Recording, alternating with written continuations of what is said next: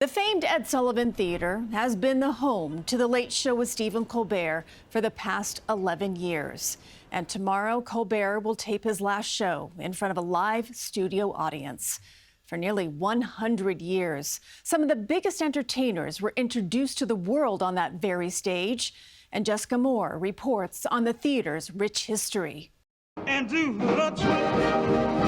The performances are legendary, with star turns from some of the biggest names in entertainment.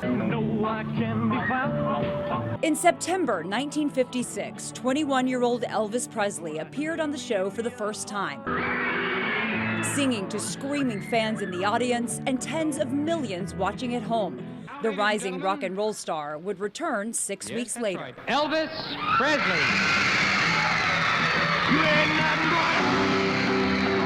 But one of the biggest appearances in TV history would happen in 1964, when the Beatles landed in New York City. Oh yeah, I'll tell you something, I think you'll understand. From the very beginning, the theater was involved in making stars. Ron Simon is head curator at the Paley Center for Media and has been in the audience for The Late Show with Stephen Colbert and The Late Show with David Letterman.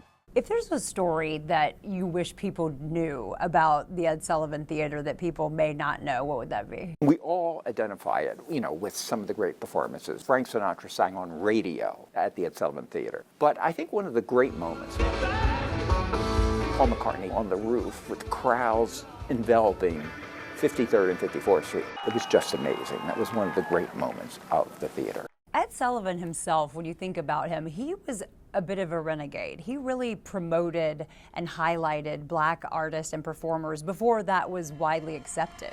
He welcomed the greatest black talent around, from Lena Horne to Bill Robinson, Pearl Bailey. They were all on his show, and he demanded that black entertainers be an essential part of his show. Later, he brought Diana Ross and all the great Motown artists to television.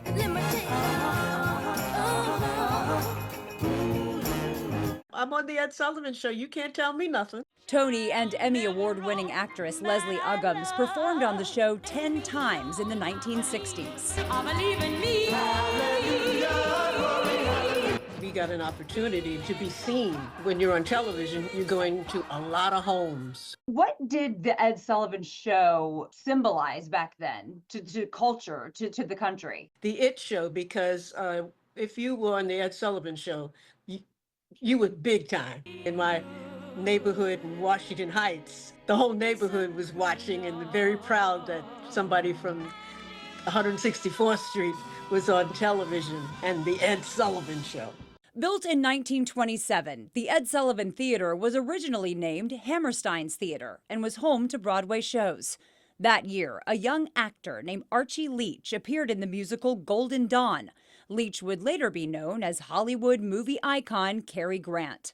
The theater was turned into a popular nightclub in the 1930s. In 1936, CBS signed a long-term lease and turned the space into a radio studio and then a TV broadcast studio, home to The Jackie Gleason Show and more.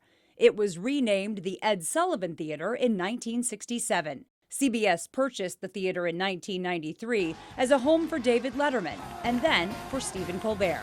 When David Letterman took over, they did tremendous renovation to try to bring it back to the glory of the late 20s, early 30s. It's this great Gothic cathedral, and certainly both Letterman and Colbert understood the majesty of that theater.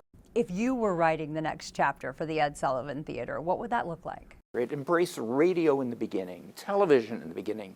So whatever new technology is coming, hopefully the Ed Sullivan Theater will be part of that. Jessica Moore, CBS News, New York.